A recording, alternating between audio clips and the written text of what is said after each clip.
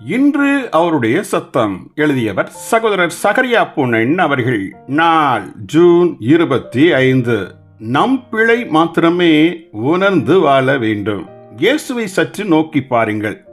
அவர் ஒரு தடவை கூட தன் விரலை யார் மீதும் சுட்டிக்காட்டவே இல்லை. அவர் ஜனங்களின் பாவத்திற்கான குற்றத்தை தன் மீதே ஏற்றுக்கொண்டார். ஒன்று அல்லது இரண்டு ஜனங்கள் அல்ல, இவ்வையகத்தில் வாழும் எல்லா ஜனங்களின் பாவத்திற்கான குற்றங்களையும் அவர் தன் மீதே ஏற்றுக்கொண்டார். ஆனால் உண்மையில் அவைகள் அவருடைய சொந்த பாவம் அல்ல.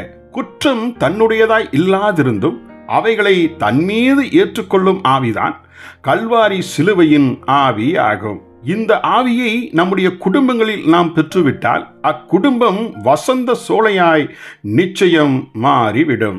எப்படியெனில் அக்குடும்பத்தில் உள்ள கணவனும் மனைவியும் தன்னைத்தானே நியாயந்தீர்க்கும் செய்தியினால் இறுக பற்றப்பட்டு விட்டால் அப்படி ஆகும்.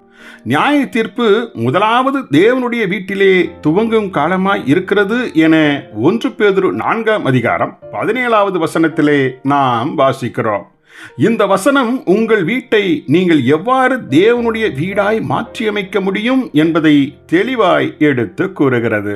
உங்களை நீங்களே நியாயம் தீர்த்து ஒருபோதும் பிறரை சுட்டிக்காட்ட உங்கள் விரலை நீட்டாதிருந்தால் உங்கள் வீடு தேவனுடைய வீடாய் மாறும் என்பதில் சந்தேகமே இல்லை.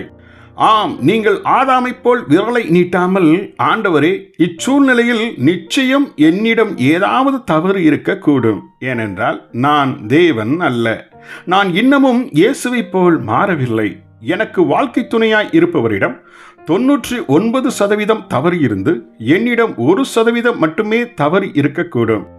நான் அந்த 1% தவறை காண்பதற்கு உதவி செய்யும் என்று தன்னை மாத்திரம் நியாயம் தீர்ப்பவர்களே தேவனுக்கு முன்பாய் நின்று ஜீவிப்பவர்கள். இந்த வீடு தேவனுடைய வீடாய் மாறுவது அதிக நிச்சயம் அல்லவா? ஜெபிப்போமா? பரலோக பிதாவே, பிறருடைய பிழையையே கண்டு வாழ்ந்த எங்கள் ஜீவியத்தை மாற்றி இன்றிலிருந்து எங்கள் பிழை கண்டு திருந்தி எங்கள் வீடு தெய்வீகமாய் மாற உதவி புரியும்.